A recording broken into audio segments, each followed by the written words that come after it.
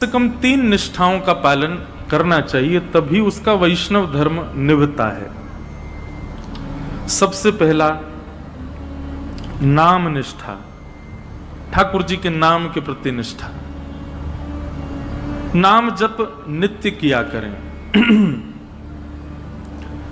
बंधुओं, कई लोगों को नाम जप में आलस्य आता है, नाम जप में उनको मन नहीं लगता, रुचि नहीं होती।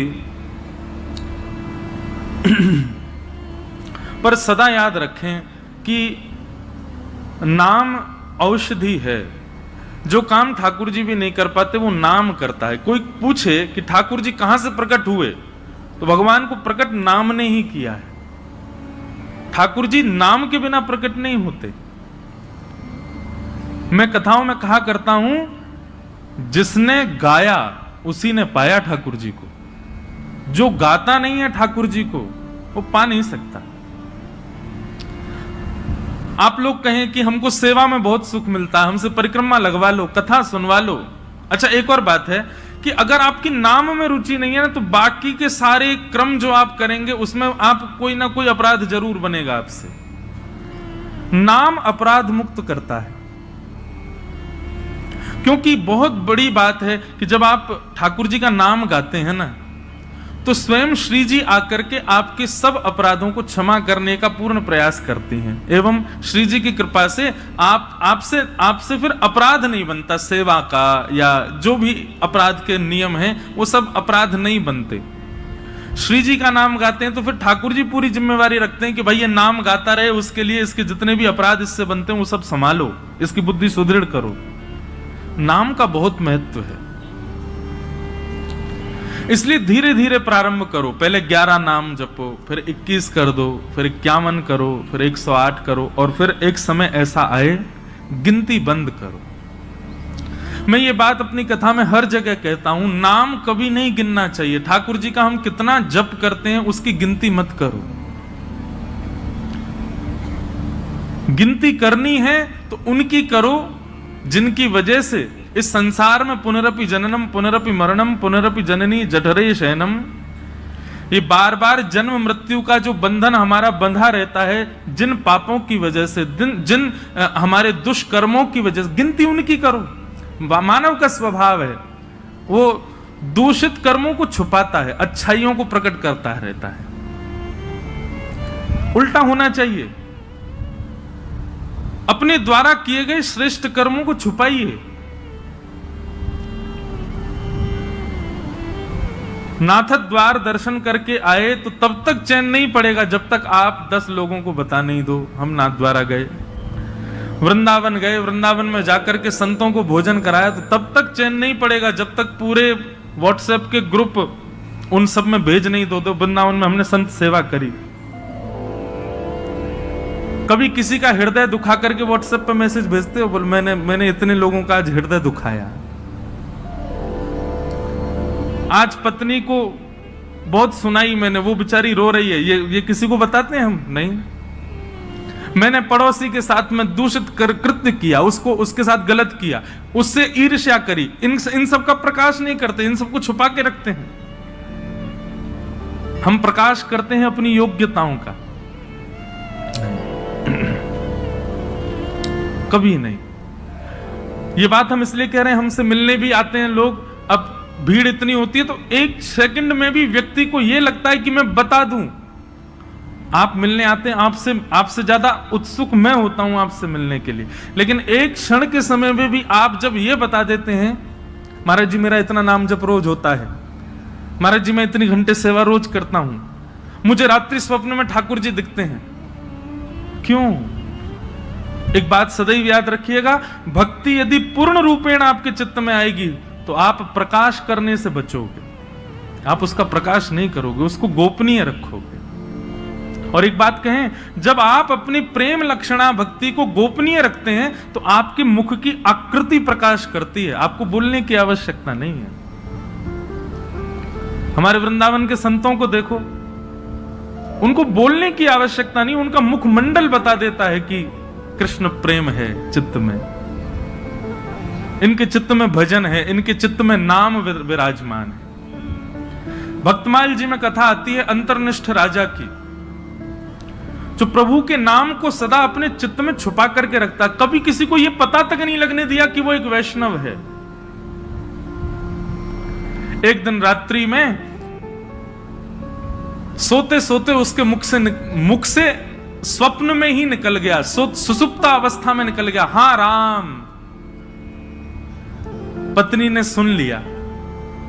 प्रातःकाल जब बेला हुई, पत्नी ने पूरा घर सजाया, ढोल नगाड़े डुमडुमियां बज रही हैं, मंगल बाजे बज रहे हैं। राजा उठ करके आश्चर्यचकित हो गया, इतने मंगल गान क्यों हो रहे हैं। राजा ने जाकर के पत्नी से पूछा, ये सब क्या चल रहा है। बोले कि मुझे तो अब तक लगता था कि आप भक्त हो ही नहीं, पर मुझे अब पता चला आप तो अंतर्निष्ठ भक्त हो। आप तो अपने चित्त में नाम को छुपा करके रखते हैं, कभी प्रकट नहीं। अरे इतने वर्ष ब्याह को हो गए, मुझे आज तक नहीं पता चला कि आप भक्त हो। राजा बोला, तो हाँ, तो मैं भक्त हूं ही नहीं। बोले कि रहने दीजिए, झूठ मत बोलिए। कल रात्रि स्वप्न की अवस्था में, सुसुप्ति अवस्था में आपके मुख से निकला हा राम। अनकॉन्शियस स्थिति में, बहुत ध्यान से सुनना, आप कैसा बर्ताव करते हो, क्या बोलते हो, वो बताता है कि आप वैष्णव हो कि नहीं। आपका बुद्धि विवेक सब बिल्कुल संयमित है और उस समय आप भक्ति भाव में रहो, ये सामान्य बात है। लेकिन कभी ऐसी स्थिति आ जाए जहां पर आपको यह भी नहीं पता कहां क्या करना है, कैसे करना है, क्या क्या मुझे होना चाहिए, ऐसे अनकॉन्शियस जब हो जाओ, तब आपके मुख से जो निकलता है उससे पता चलता है कि आप कौन है। अंदर जो है वो वास्तविक तभी निकलता है, और विशेष रूप से निद्रा की अवस्था में। निद्रा की अवस्था में बंधुओं, नाम जब अपनी तीव्रता में पहुंच जाता है ना, तब व्यक्ति निद्रा में भी, जब जैसे अंगड़ाइयां लेते हैं या फिर हम करवट बदलते हैं तो मुख से स्वर निकलता है। लेकिन नाम जब अपनी तीव्र अवस्था में पहुंच जाता है तो निद्रा में भी श्री राधा, राम, कृष्ण, ये नाम ही प्रकट होता है मुख से। ऐसी स्थिति हो जाती है तन की। उस अंतर्निष्ठ राजा को जैसे पता चला कि मेरे मुख से राम नाम निकल गया, पत्नी से बोला, देवी अब तुम राजपाट संभालो और सब संभालना, अब मैं जीवित नहीं रह सकता। पत्नी बोली, क्यों? बोले, मैंने सदा जिस नाम को छुपा करके चित्त में रखा, अपनी पत्नी तक को नहीं पता चलने दिया, वो नाम जब मेरे मुख से निकल गया, मतलब मेरे तन का त्याग नाम ने कर दिया, अब मैं जीवित कैसे रह सकता हूं। प्राण रूप मान करके मैं नाम को अपने हृदय में छुपा करके रखता था, अब वही निकल गया तो मैं जीवित कैसे रहूं। और ऐसा कहते ही तत्क्षण राजा ने अपने प्राण त्याग दिए। इतना बलवान है नाम। तो वैष्णव की प्रथम निष्ठा होती है नाम निष्ठा।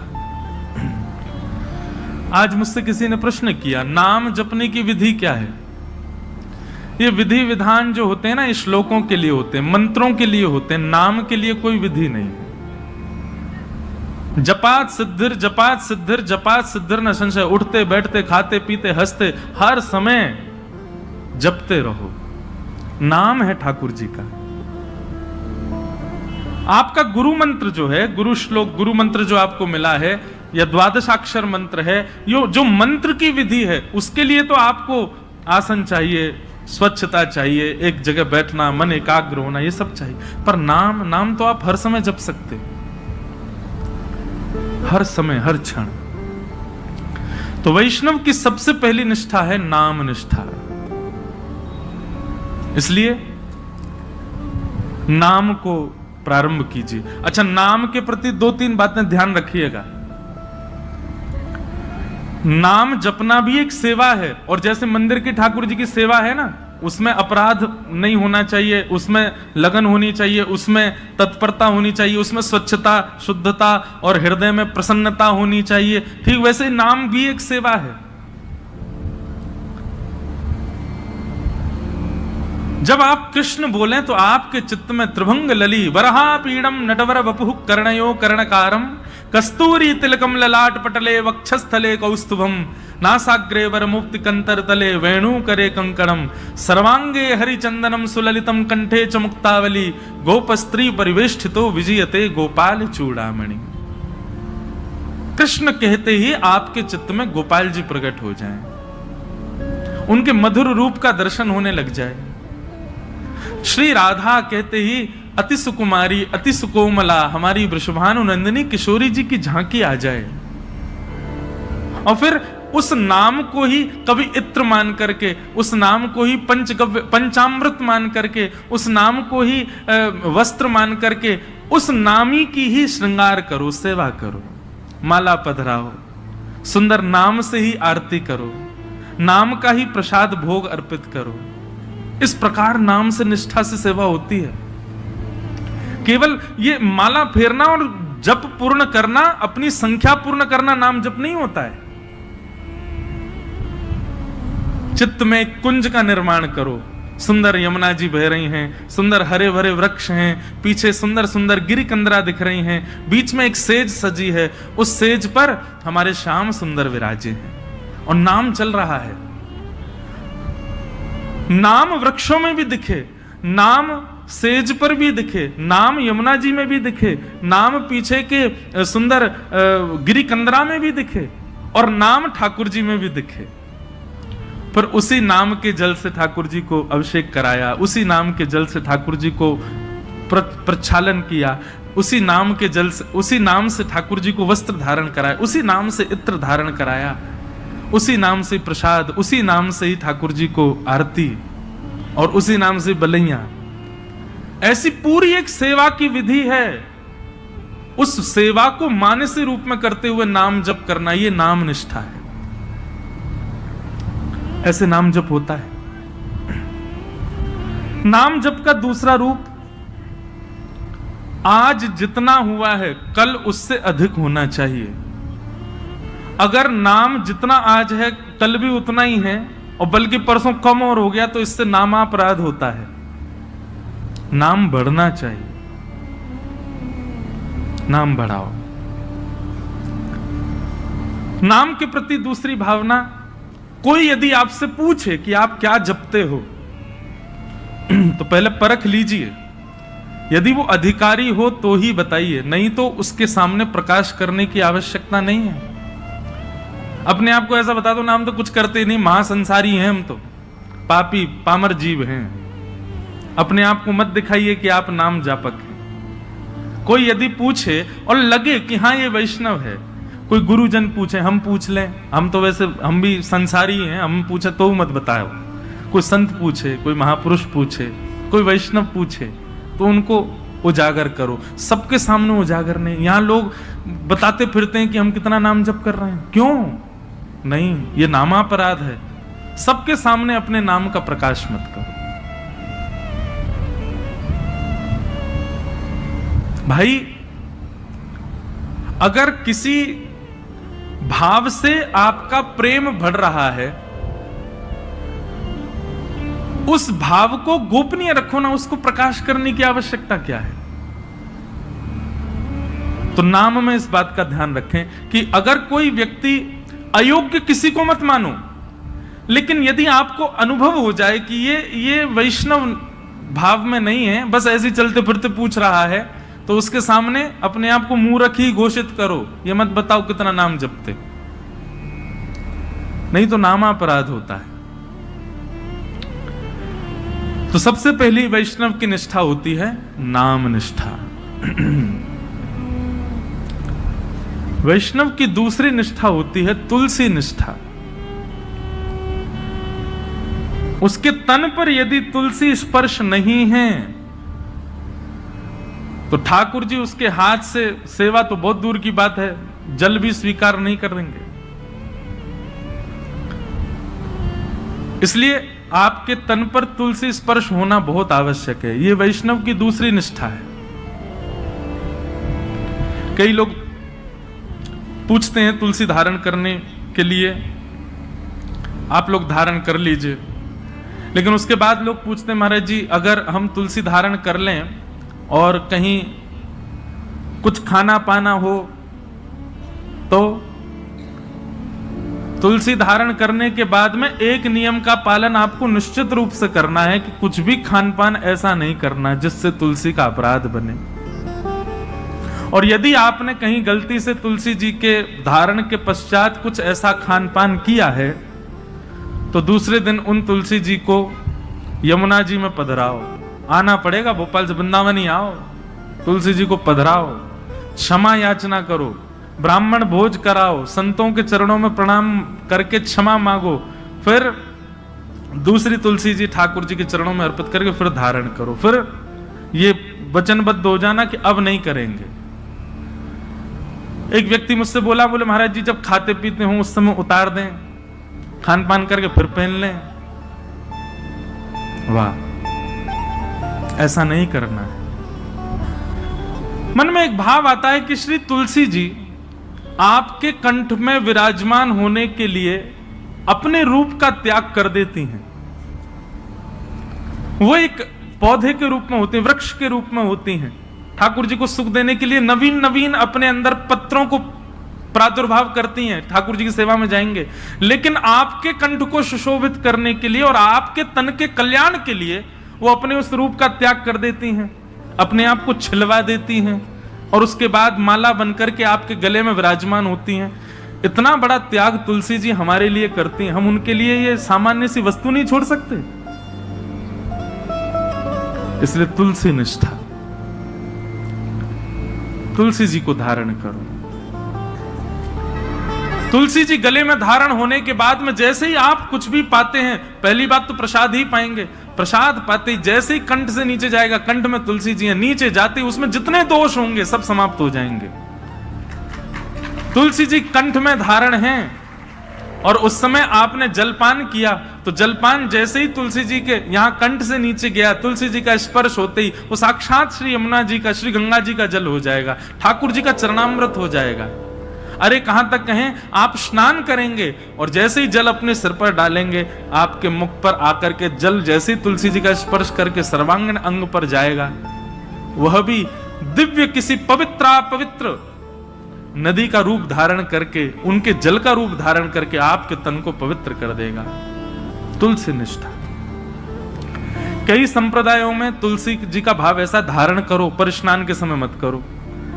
उसमें ऐसा भाव है कि तुलसी जी का जल चरणों में आ जाएगा। तो सब संप्रदायों के अलग अलग भाव हैं। कहीं पर ऐसा भाव है कि तुलसी जी का जल तन पे जाना चाहिए तभी पवित्र होंगे। तो अपने अपने गुरुजनों की प्रणाली के अनुसार आप उसका कर सकते हैं भाव। कई मन में भाव रखते हैं कि हम शौचाचार के लिए जाएं तब तुलसी जी को उतार दें। आपके भाव के ऊपर निर्भर करता है, आपका भाव कैसा है, उस अनुसार आप उसका पालन कर सकते हैं। नहीं तो शास्त्र और संतों की आज्ञा तो 24 घंटे आपके कंठ में तुलसी होनी चाहिए। तो दूसरी निष्ठा क्या है? और तीसरी और सबसे विशिष्ट निष्ठा एकादशी निष्ठा। वैष्णव को एकादशी व्रत निश्चित करना चाहिए।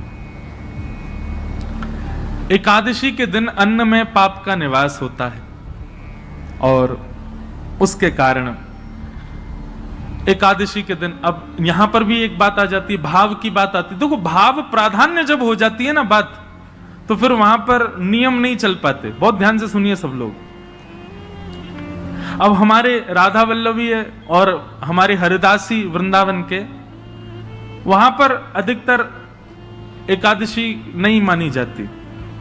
क्यों? उनका भाव ऐसा है कि भाई ठाकुर जी का भोग है, कल हमने ठाकुर जी को भोग लगाया, वो अन्न था जिसको हमने भोग लगाया, प्रसाद बन गया।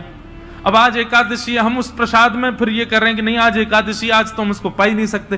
तो ठाकुर जी का भोग, उसमें एकादशी पर अन्न कैसे हो सकता है? हम प्रसाद को अन्न कैसे मान सकते हैं? इसलिए कहीं ये भाव उत्पन्न ना हो, इसलिए कई हमारे आचार्य चरणों की प्रणाली में भाव से एकादशी का नहीं नियम माना जाता।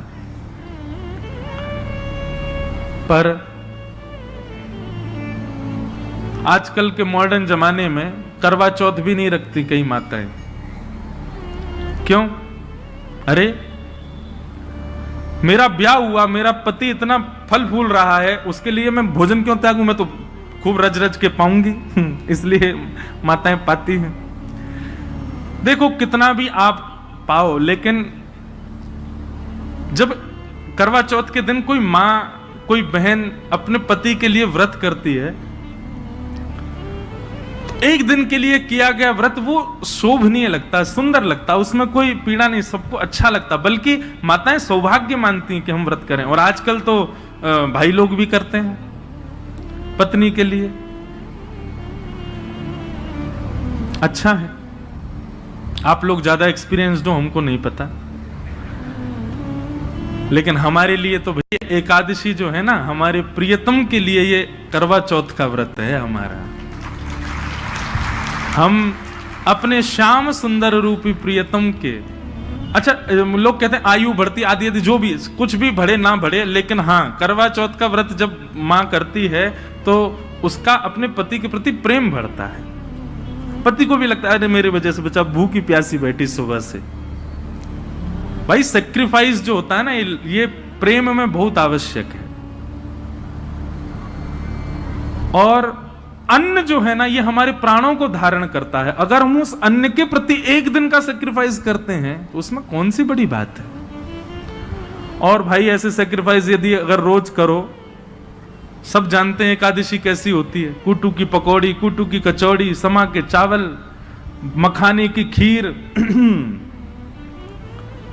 अगर व्यक्ति एकादशी वाला फलाहार नित्य करने लग जाए तो 7 दिन में 5 किलो वजन बढ़ जाए उसका।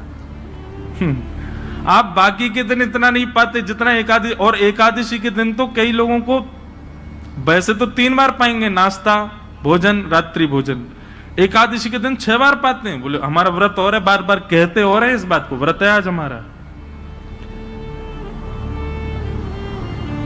सब बातों की बात एकादशी करनी चाहिए। और उसके पीछे भाव क्या है, हम अपने प्रियतम के लिए बस हमारा भक्ति में प्रेम बढ़े, हमारी प्रेम लक्षणा भक्ति बढ़े, हमको वो और प्रिय लगे, उसके लिए हम व्रत कर रहे हैं। अन्न जल का त्याग करके, फलाहारी होकर के व्रत कर रहे हैं। पर हम एक बात आपसे निवेदन करें, एकादशी में कुछ चीजें और मिलाइए। व्रत का मतलब क्या होता है, हमने एक पर्टिकुलर वस्तु का त्याग कर दिया। पर एक बात मेरे मन में कभी कभी आती है कि अन्न का त्याग करना कोई बहुत बड़ी बात नहीं है। आजकल के बच्चे सो करके उठते 12 बजे हैं और 12 बजे उठते हैं तो फिर भोजन पानी उनका ऐसे ही अस्त व्यस्त ही रहता है। आजकल के बच्चे एक समय ही भोजन कर लें वही बहुत है। तो भोजन का त्याग करना कोई बहुत बड़ी बात नहीं है। कई लोग बिना भोजन के भी निकल जाते हैं, बिना भोजन के भी रह लेते हैं।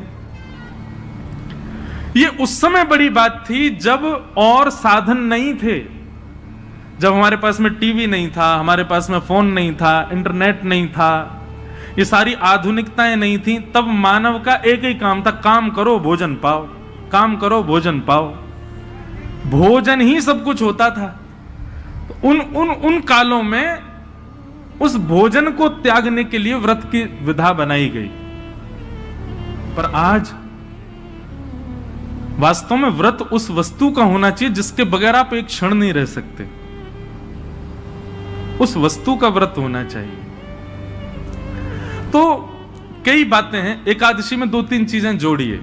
आप आज की तो निकल गई, अगली एकादशी आवे तो जैसे जो आपका अवगुण है, जैसे कई भाई लोगों को, कई लोगों के अंदर अवगुण आ जाता है, कुछ खान पान का अवगुण हो, स्वभाव व्यवहार का अवगुण हो। सब जानते हैं कि मेरे अंदर अवगुण क्या है। मुझे क्रोध बहुत आता है, मुझे इसके प्रति ईर्ष्या होती है, मुझे ऐसा लोभ होता है, मुझे इसके प्रति मोह है।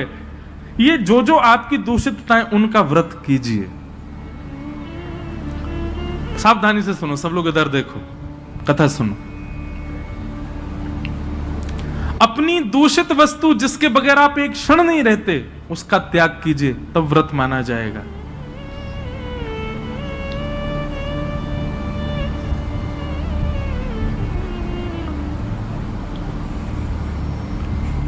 निकालिए, लिस्ट बनाइए, ऐसे कौन कौन सी वस्तुएं हैं जिनके बगैर आप एक क्षण नहीं रह पाते। संसारी वस्तु, उसका व्रत कीजिए। एक दिन व्रत कीजिए, अगली एकादशी पर नियम बनाओ। सबसे ज्यादा तो फोन ही है भैया, उसके बिना ही नहीं रह पाते हम। अगली एकादशी प्रयास करके देखो। हम अपने ऊपर इसलिए लागू नहीं कर सकते, हम तो सफर में रहते हैं, इधर उधर आना जाना लगा रहता है, तो कुछ ना कुछ काम रहते हैं, तो इसलिए हम वो तो नहीं करते। फिर एकादशियों पर इंद्रियों की एकादशी करो, जैसे नेत्रों की एकादशी। नेत्रों की एकादशी मतलब आज नेत्रों से केवल और केवल ठाकुर जी और ठाकुर जी के भक्तों का दर्शन करेंगे। ठाकुर जी का दर्शन और ठाकुर जी के भक्तों का दर्शन। तो एकादशी के दिन बस लगे हैं, अब नहीं जा सकते वृंदावन तो फोन पे ही दर्शन करो। राधा वल्लभ जी, राधा रमन जी, श्री वृंदावन बिहारी लाल जी, गोविंद देव जी, गोपीनाथ जी, द्वारिकाधीश जी, बद्रीनाथ जी, सुबह से लगे दर्शन करने में।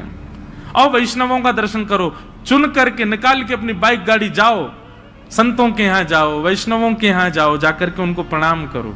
एकादशी ऐसे व्यतीत करो। नेत्रों की एकादशी, कानों की एकादशी। क्या? आज इन कानों से केवल भगवत चर्चा सुनेंगे, सूर्योदय से लेकर के सूर्यास्त तक और कुछ करना ही नहीं है। कीर्तन और भजन, केवल भगवत चर्चा ही श्रवण करनी है। कानों की एकादशी। मुख की एकादशी दो प्रकार से हो सकती है, या तो मौन रहो, या फिर केवल और केवल भगवान नाम ही कहो, और कुछ बोलना ही नहीं है, केवल भगवान नाम। मुख की एकादशी। हाथों की एकादशी कैसे? निकालो, सवेरे निकल जाओ 6 बजे महाराज, मंदिर जो जो हैं आपके क्षेत्र में सबकी सफाई करना, सब जगह जाकर के स्वच्छता करना, सबके ठाकुरों की सेवा करना, हाथों से सेवा। पैरों की एकादशी, प्रदक्षिणा करो, परिक्रमा, गैया की परिक्रमा, माता पिता की परिक्रमा, मंदिरों की परिक्रमा। ऐसे भैया अपने तन से एकादशी करो, केवल अन्न छोड़ने मात्र से काम। ये आगे की विधा है, पहले अन्न से ही शुरू कर लो, पर शुरू करो। ये 3 निष्ठाओं का यदि आपने पालन कर लिया तो दावे से कह रहे हैं अंतिम श्वास से पूर्व ही ठाकुर जी का निश्चित दर्शन होगा, निश्चित ठाकुर जी अनुग्रह करेंगे।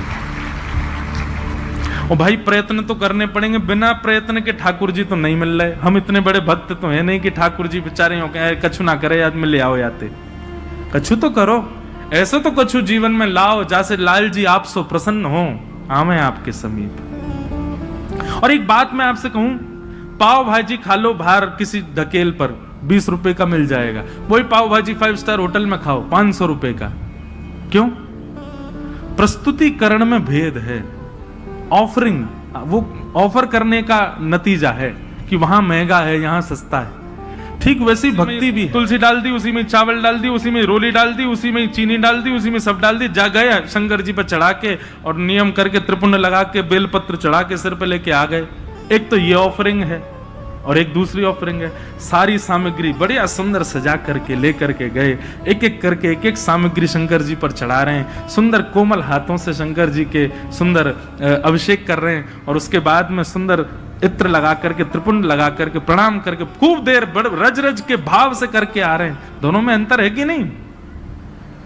भक्ति में प्रस्तुतिकरण देखिए, आप कैसे प्रस्तुत कर रहे हो। केवल करना है ये नहीं, इससे बढ़िया तुम मत ही करो। केवल एकादशी करनी है, हमको अन्न नहीं खाना, लेकिन पूरे नाक में दम कर दिया घर के में, जे बनाओ, भूख लगी है केला लाओ, ये बनाओ, ये करो। ऐसी क्या फायदा? एकादशी एकादशी जैसी दिखनी चाहिए, उसका प्रस्तुतिकरण ऐसा रखो। ये जो भाव हम आपको बता रहे हैं, हम तो 10% बताएंगे, बाकी आपको विचार करने पड़ेंगे। अब अगली एकादशी होगी, उसमें क्या करना चाहिए जिससे ठाकुर जी प्रसन्न हो। क्योंकि एकादशी के दिन ठाकुर जी दोनों नेत्र खोल करके सब पर दृष्टि डाल करके सबकी क्रियाएं चेक करते हैं। एक प्रकार से ये समझ लीजिए, एकादशी अवसर है, 15 दिन में जो आपने किया उससे निवृत्त होने का अवसर है। इसका मतलब ये नहीं कि 14 दिन सब आपने किए, बोले एकादशी आई रही है सब बढ़िया कर लेंगे उस दिन। अवसर है, अवसर मिला, अब अगले दिन से प्रयास करें कि अब दूषित नहीं करना है। बहुत सारे भाव हैं, मैं तो बोलते ही चला जाऊंगा। हमारे गुरुदेव एक बात कहते हैं कि भाव थोड़े कह करके और फिर आगे बढ़ो। मैंने कहा क्यों गुरुजी, पूरा प्रस्तुतिकरण ही कर? बोले नहीं, कुछ गृह कार्य रहने दो ना, उनको भी सोचने दो, श्रोताओं को भी। तो अब आगे की चीज आप विचार करो। ये 3 निष्ठाएं हैं, इन तीनों निष्ठाओं में एक चीज का ध्यान रखना है, प्रस्तुतिकरण।